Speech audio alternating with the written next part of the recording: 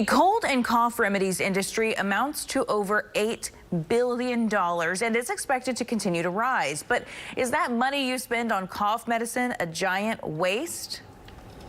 Coughs are annoying and always seem to come at the worst time. They're commonly caused by asthma, acid reflux, and postnasal drip from a cold.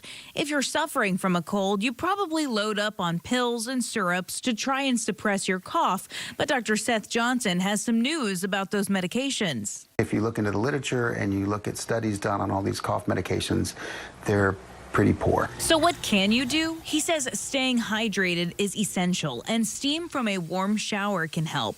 You can make your own steam bowl and add eucalyptus or rosemary, which may aid in decongestion. But Dr. Johnson still recommends the tried and true remedies. Cough drops can help from the saliva from swallowing, can help soothe the cough reflex a little bit. And honey. Honey is a very good cough suppressant.